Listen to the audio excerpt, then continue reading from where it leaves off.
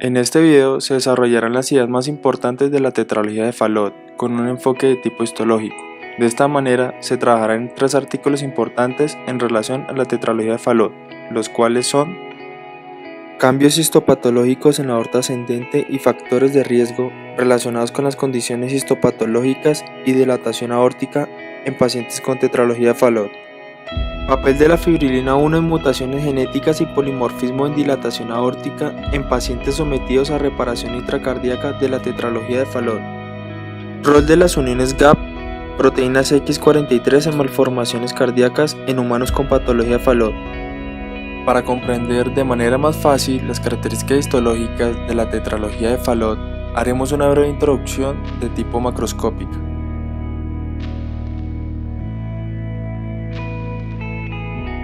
La tetralogía de Fallot es uno de los defectos cardíacos congénitos más comunes. Tiene 4 características principales: defecto del septo ventricular o BCD, superposición de la aorta, estenosis pulmonar, hipertrofia del ventrículo derecho.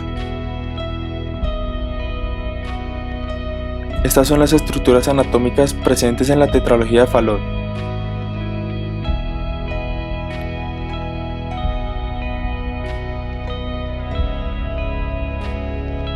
Esta es una vista en el interior del ventrículo derecho. Este es el defecto septal ventricular, el cual es un agujero largo entre el ventrículo izquierdo y el derecho.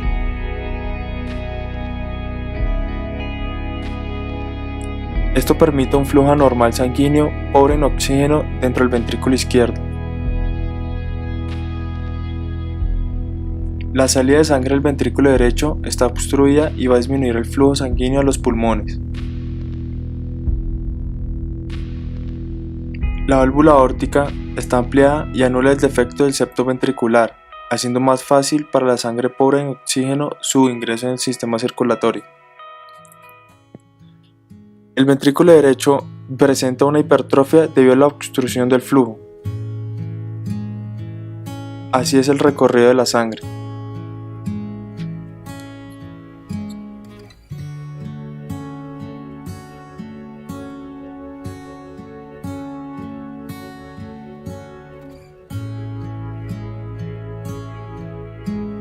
Esta combinación de anormalidades pueden resultar en la disminución del oxígeno en el sistema circulatorio. En ocasiones se produce cianosis en los pacientes.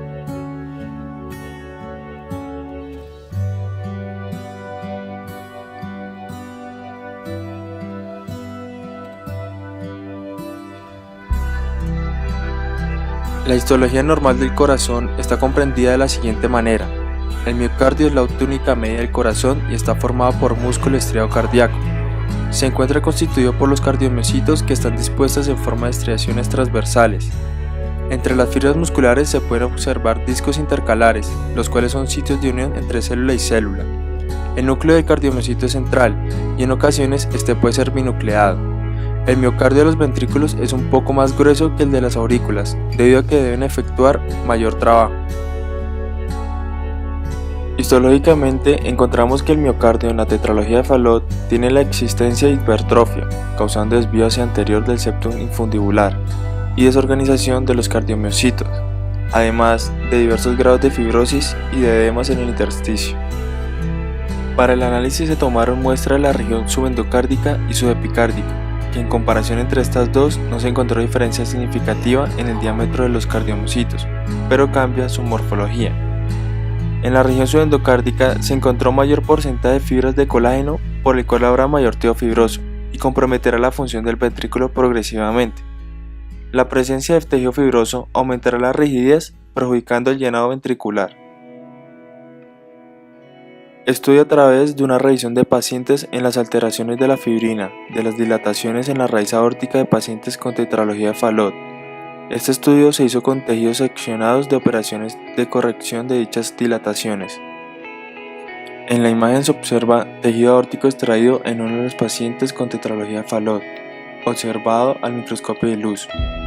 Se logra identificar que en comparación con el tejido normal la cantidad de elastina está disminuida, mientras que la matriz extracelular está aumentada, lo que significa que es un tejido de características fibróticas. Por estudios más específicos, se sabe que esta matriz extracelular está compuesta principalmente por glucosaminoglucanos. Se observa las fibras musculares lisas en desorden, ubicadas hacia direcciones que no son normales en este tipo de tejido. En términos de porcentajes, la fragmentación elástica se encontró en un mayor porcentaje de incidencia. El aumento de matriz extracelular se encontró en un 50% de los casos, al igual que la fibrosis, la necrosis tisular y la desorganización en fibras musculares en un menor porcentaje.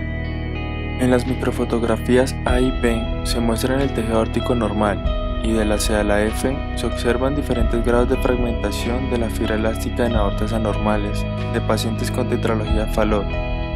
Las imágenes C y D muestran la gran cantidad de tejido elástico perdido y en cambio la acumulación de otros tipos de tejido conectivo, incluyendo la pérdida del músculo liso. En la imagen F se observa que el tejido ha sido prácticamente reemplazado por fibrosis. En las imágenes de mactocilina A y B vemos la normalidad en el microscopio de luz en la pared aórtica, y las imágenes C y D pertenecen a pacientes con tetralogía de Fallot que muestran principalmente una anormalidad en la orientación del músculo liso. Lo anterior causa un deterioro en la elasticidad natural de la pared, que conlleva que se presenta una dilatación en la raíz de la aorta debido a la misma falta de elasticidad. Esta aumenta su diámetro y al aumentar no retorna al punto de partida, es decir, que gana rigidez.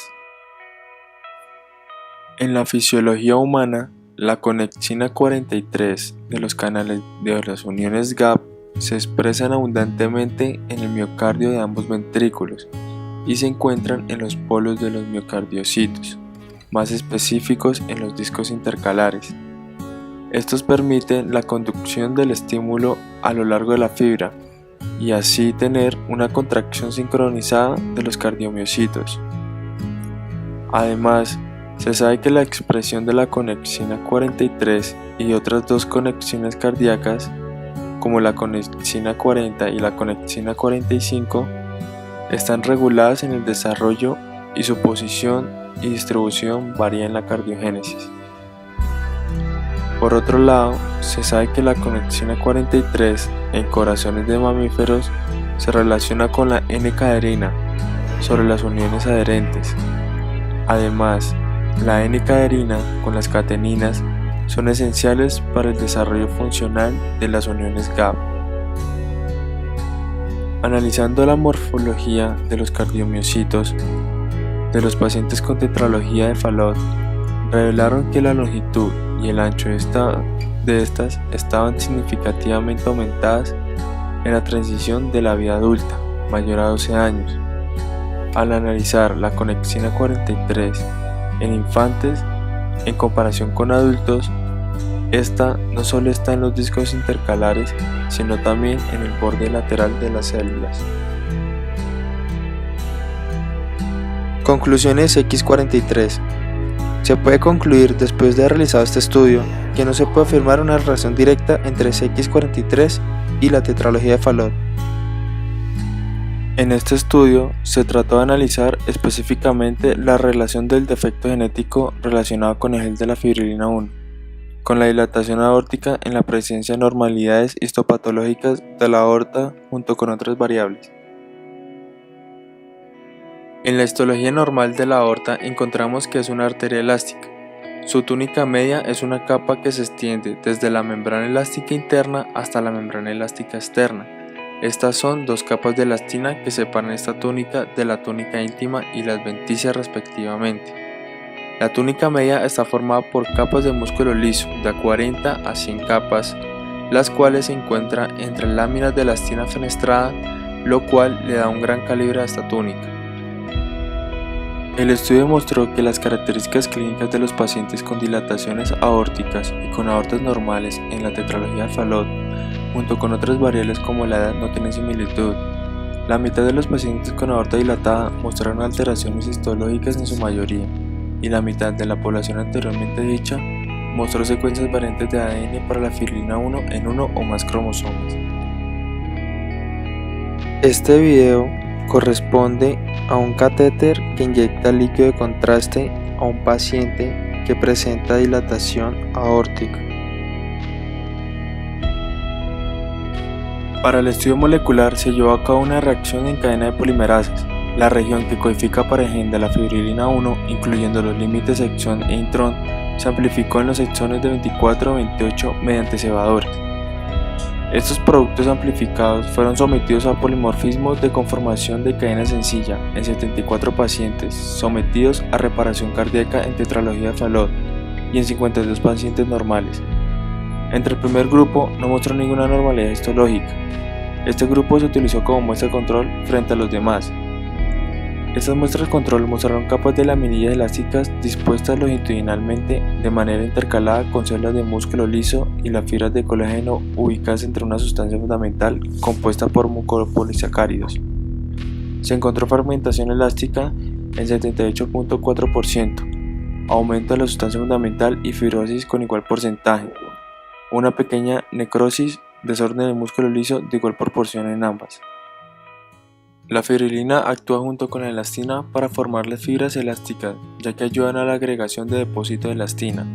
Por tanto, si no está, las fibras elásticas están mutadas, dando a síndromes como Marfan y también la posibilidad de la presencia de tetralogía de Fallot. Esta se muta cuando cambia el exón 27 en un daño de los exones de este exón, codificante para la fibrilina. Esto empeora con los años y con una histopatología normal. Además, en la población menor a 5 años podemos tener signos de tetralogía Fallot, los cuales pueden ser la coloración de la piel azulada cuando lloran o se alimentan. Conclusiones para fibrilina 1. Las deficiencias de la túnica media de la aorta en la tetralogía de Fallot se encuentran junto con una pérdida de la unidad lamelar. Las variaciones más importantes para los exones 27 y 28 que codifican para la fibrilina 1 producen la tetralogía de Fallot y dilatan la aorta en presencia de una histopatología. Se recomienda estudiar estos genes en la infancia para descartar la histopatología que producen.